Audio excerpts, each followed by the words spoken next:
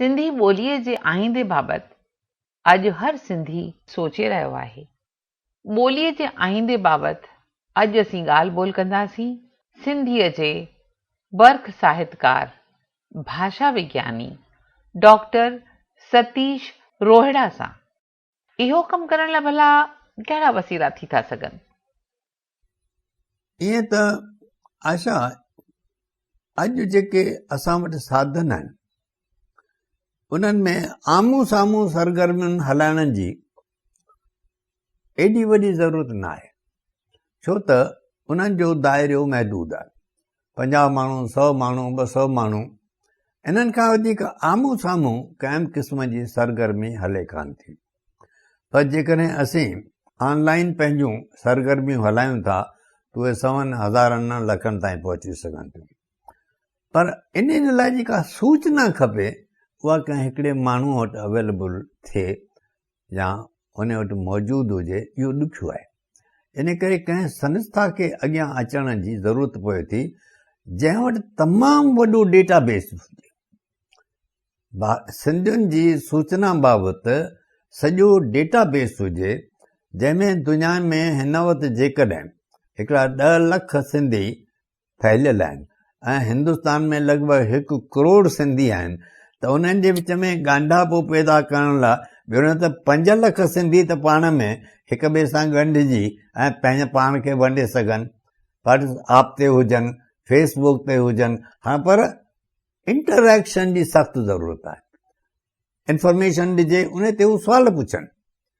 इन करे ज़रूरी आहे का हिकिड़ी डिक्शनरी चाहे कहिड़ी बि लिपीअ में उहा मोबाइल ते अवेलेबल हुजे। पहाका, मुहावरा, उहे मोबाइल ते अवेलेबल हुजनि।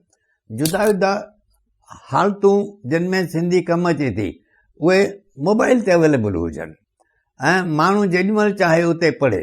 ऐं साहित्य जेको आहे उहो ऑनलाइन अवेलेबल हुजे। किताबनि जा किताब ईमेल अॼुकल्ह थियनि था, उहो जेॾीमहिल माण्हू चाहे पढ़ी वठे ऐं जंहिं लिपीअ में चाहे पढ़ी वठे, हुनखे ऑप्शन हुजे। हाणे इहे सभु साधन करण जे लाइ धन बि खपे, तन मन बि खपे। हाणे ईअं त के जुनूनी बि थी सघनि था, पर तंहिं ते कमु वॾो आहे बाबा। ऐं इन करे मां चवां थो जेकॾहिं का संस्था हुजे जेका चङो धन गॾु करे ऐं जिन वटि के सोच वारा माण्हू बि हुजनि, त इहो कमु को अहिड़ो कोन्हे जंहिंखे नामुमकिन चई ऐं रद्द करे सघिजे। ही जेके सेमिनार थियनि था, बहस मुबाहिसा करियूं था, इन्हनि मां बि सचमुच को फ़ाइदो आहे या न? आशा, मूंखे हिते शाह अब्दुल लतीफ़ जूं 2 सिटूं यादि थियूं पवनि। रोज़ा ऐं निमाज़ूं ई पिणु चङो कमु, पर उहो को ॿियो फ़हम जंहिंसां पसिजे पई। हे सेमिनार, हे कॉन्फ्रेंसूं, हे गजानियूं, इहे बि सुठियूं आहिनि। घटि में घटि उन वक़्तु जेके माण्हू गॾु थियनि था से इहो चवनि त था त हा असांखे सिंधी भाषा खे क़ाइमु रखणु खपे, दोहिराइनि त था। अॻे जेके अदबी क्लास हलंदा हुआ तन घणा ई नवां अदीब पैदा कया। अॼु बि जेकॾहिं असीं ख़ामख़ा दोहिरायल मौज़ूअनि ते सेमिनार करण जे बदिरां किन अहिड़नि अदबी क्लासनि जी का कामयाबीअ सां रिथा करे सघूं जंहिंमें नवां उसरंदड़ माण्हू साहित्य रचना करे नवां साहित्यकार पैदा करे सघूं, त ॾाढो फ़ाइदो थींदो। अहिड़नि नौजवाननि जूं कॉन्फ्रेंसूं कयूं जिन खे इहा ॻाल्हि ॿुधाए सघूं त असांजो तहज़ीबी वरिसो छा आहे, जिन खे इहो सम्झाए सघूं त मौजूदु वक़्त में तहज़ीबी वरिसे खे क़ाइमु रखण जी कहिड़ी ज़रूरत आहे, जिन खे इहा ॻाल्हि सम्झाए सघूं त तहज़ीबी निंदणकाई केतिरी ख़तरनाक शइ थींदी आहे, त इन जो को फ़ाइदो थी सघे थो।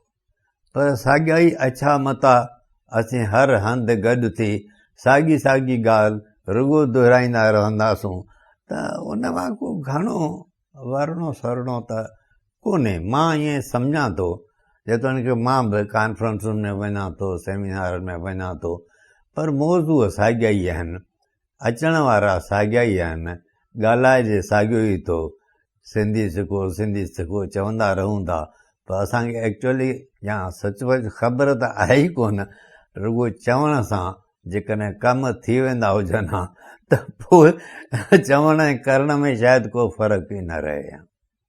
इन्हनि खे कारगर बणाइण लाइ चटाभेटियूं, कविताऊं पढ़ण जूं, रुॻो कहानियूं कंहिं किताब मां पढ़ण जूं, गीतनि जूं, लाॾनि जूं, नाटकनि जूं, ॼाण वधाइण लाइ ॼाण जूं क्विज़ टाइप चटाभेटियूं, उन क़िस्म जो को कमु करणु शुरू कजे त उहो वधीक फ़ाइदे वारो थी सघे थो। इन में को शक कोन्हे त पोइ इहे आम्हूं साम्हूं वारियूं जेके सरगर्मियूं आहिनि तिन जो फ़ाइदो वठी सघे।